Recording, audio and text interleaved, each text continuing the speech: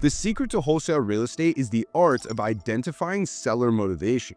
So if you're trying to close more deals without wasting hours on people who were never serious in the first place, this is going to be one of the most helpful videos you ever watch. Because the truth is, when it comes to seller calls, most people really struggle with qualifying who's actually ready to sell versus who just wants a free appraisal on their house. And the reason most people find this so difficult is they don't have a system for spotting motivation in the first few minutes of the conversation. Now, I've been on thousands of seller calls and I've closed hundreds of wholesale deals all across the country, and it turns out the top closers are all using the exact same frameworks to separate serious sellers from time wasters before, and this is key, before they ever talk about numbers. It's the same playbook I've personally used to avoid wasting countless hours on deals that were never going anywhere in the first place. And it's exactly what I teach inside the Virtual Flip Formula. And trust me when I say this, nobody else is giving this level of sauce on YouTube for free. Alright, so what I've done is built a qualification system, which is really 5 frameworks that'll help you navigate each one of these moments so you can identify the seller motivation. So for the rest of this video, I'm going to break down each of the 5 frameworks with the exact questions I ask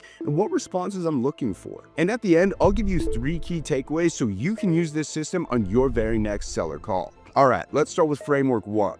This is the opening test question, and this is essentially going to be your main filter. This is how you figure out in the first 30 seconds if somebody actually wants to sell or not. After you get through your introduction and you let them know the call is going to take 5 to 10 minutes, you're going to want to drop this line. While I'm getting your property pulled up, can you catch me up to speed on what's got you looking to sell this place? And then, very important, you stop talking. You need to hear what comes out of their mouth first. There's no filling the silence here, no helping them out with the answer. Just wait. Now here's what happens next. If they give you a real answer with some actual details, you've got somebody worth talking to. They'll say things like, we inherited it from my dad, it needs too much work, or we're going through a divorce and we need to split the money, or I'm behind on payments and I just can't keep up with the property anymore. But if they dodge the question, if they give you something like, oh, we're just exploring options, or we want to figure out what it's worth, that's your first cue that they might not be motivated or that they're just shopping around. The reason this works is because motivated sellers have a story. They've been dealing with this problem for weeks or even months, and it's beginning to weigh down on them. So when you give them permission to start talking about it,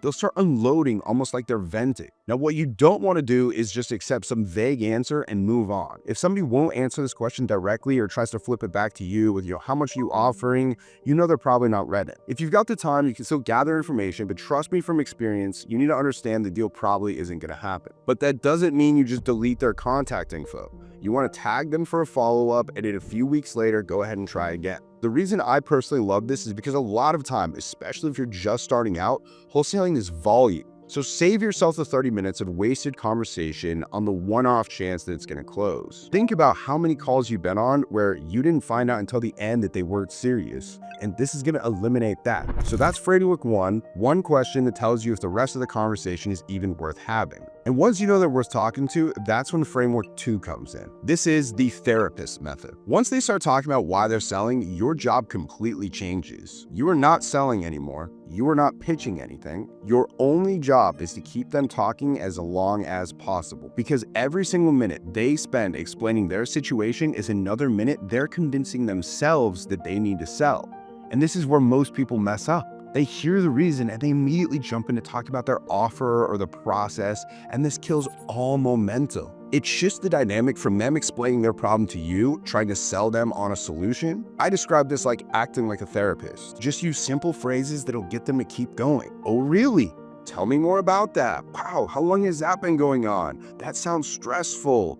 You're not trying to solve their problem yet. You're just gathering information and letting them vent. The more they talk, the more ammunition you have later when it's time to negotiate. For example, they tell you they inherited the property from their grandmother. Instead of moving on, you want to dig deeper. Like, oh wow, when did that happen? Were you close with her? Have you been able to get inside the property yet? Have you seen what kind of condition it's in? Each answer is going to give you more context. Maybe they mention the property is 2 hours away and they can't keep driving back and forth to check it out. Maybe they say that their siblings are fighting about what to do with it. Maybe they mention they're squatters or they're worried about the roof that's leaking. All of this information builds a case for why they need to sell fast. And the best part is, they're the ones saying it, not you. The proof is in how people make decisions. Research shows that people are far more likely to follow through on decisions they verbalize themselves. So when they tell you all the reasons they need to sell, they're just locking in on that commitment in their own mind. So that's framework 2. Be the therapist. Keep them talking, let them convince themselves.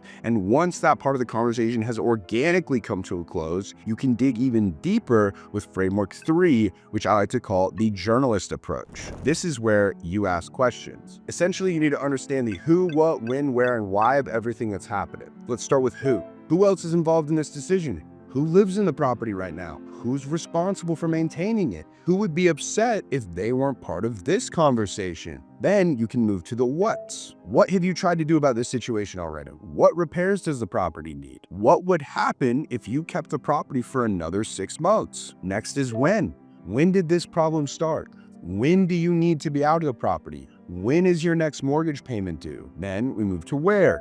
Where are you planning on going after you sell? Where would you like to be 6 months from now once this property is off your plate? And then finally, why? Why do you want to sell now? Why is this property causing you stress? Why haven't you listed it with a realtor? Each one of these questions gives you a deeper understanding of their situation. And the more context you have, the better you can position your offer as the solution to their specific problem. So let me take you through an example of this real quick. Let's say somebody tells you they're selling because they're relocating for work. Okay, you start digging, when do you need to relocate? Oh, it's, 3 months. What have you tried to do about the property since then? I tried to rent it out, but I couldn't find anyone. Why do you think that didn't work? Oh, the property needs some updates. The rental market seems slow right now. Okay, well, who's been checking on the property while you've been gone?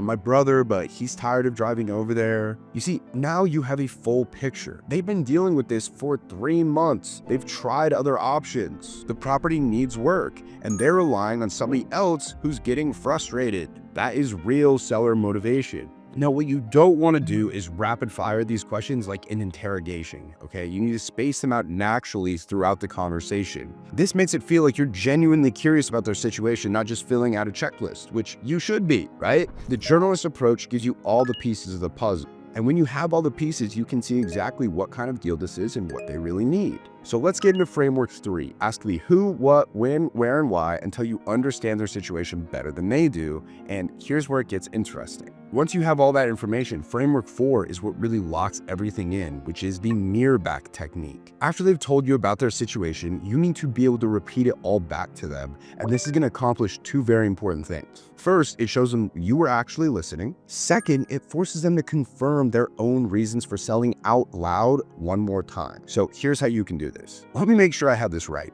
You inherited this property from your grandfather about 6 months ago. The property needs a new roof, new flooring, and the HVAC system is shot. Okay, you live 3 hours away, so you can't easily check on it. And your siblings are fighting about what to do with it. Nobody wants to put money in the repairs. And you're worried about it sitting vacant and attracting break-ins or getting damaged further. And you just want to have this whole situation off your plate so you can move on. Do I have that right? When you lay it all out like that, one of 2 things is going to happen. Either they say, yes, that's exactly it, or they're going to add even more reasons to the list, and both outcomes work in your favor. They can confirm everything that they're reinforcing on their own decision to sell. They're hearing our situation summarized and thinking, yeah, this is really a mess. I could get rid of this thing. And at the same time, they deeply feel like you're the only one who understands their situation. If they add more to the list, you're getting even more leverage. They might say, yeah, and actually, my wife is stressing about it too because we have our home mortgage to pay and this is just eating into our savings. Now, what you don't want to do is add your own interpretation or exaggerate anything, okay? You want to repeat back exactly what they told you. If you twist their words or make things sound worse than what they said, they're going to correct you and it's going to break the trust, and that doesn't work, okay? The mirror back technique is your insurance policy. It makes sure that everybody is on the same page and it locks in their motivation before you move forward, and that's framework 4. Repeat it all back, get them to confirm it, lock in their reasons. Now, here's where most people blow it, even after doing everything right to this point, and that is framework 5, the conviction check. This is where you're going to test how serious they really are. Even if somebody's giving you all the right answers up to this point, you need to confirm they're actually ready to make a decision. The way you do this is by asking them directly. If I'm able to come back with an offer that works for your situation, is this something you're ready to move forward with today? This question forces them to show their hand. If they hesitate or say something like, they need to talk to their spouse or they want to see what other options are out there, you most likely did something wrong in frameworks 1 through 4. You can still work with them, but you need to figure out what the objection is to them moving forward because there's something you haven't found yet. So Try going through your notes from this video on all 4 of the previous frameworks and find out what that objection is. But if they say, yes, I'm ready to move forward today if the numbers work, you've got yourself a seller. That's when you know it's worth putting the effort into the property to actually underwrite the deal and come back with a solid offer. But here's the key. You have to ask them this before you make an offer. Too many people skip this step. They waste hours putting together offers for people who were never serious in the first place. Let's say you're talking to somebody who inherited a property, they need it gone. You've done everything right up until this point.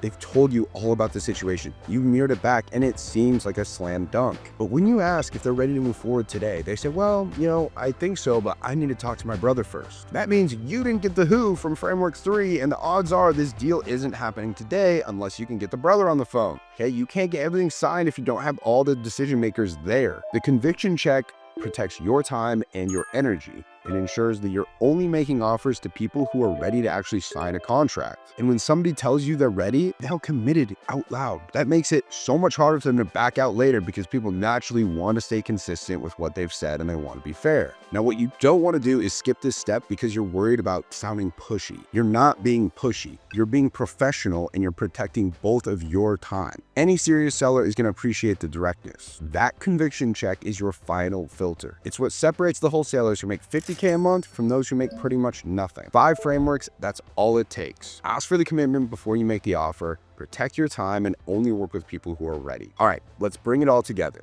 3 things to remember from this video. 1, motivated sellers have a story and they are ready to tell it. If somebody won't answer the opening test question with real details, they're probably not motivated. 2, the more they talk about their situation, the more they are convincing themselves that they need to sell. Your job is to keep them talking, not to pitch your solution too early. 3, always check their conviction before you make an offer. It does not matter how good the conversation was if they're not ready to make a decision today. Most people waste time on seller calls because they don't know how to identify motivation early, or, and this happens more than you think, they ignore the qualification. You're just praying the deal is going to close anyway. And guess what? It's not going to. All right. These 5 frameworks solve that problem. Stick to them, use them on your next call, and watch your close rates go up while your wasted time goes down. Now, if you found this helpful, hit that subscribe button. And if you want to work with me one-on-one, hit the first link in the description and book a call. Or if you want my free beginner's guide on wholesaling, you can actually watch that right here. And I'll see you on the next one.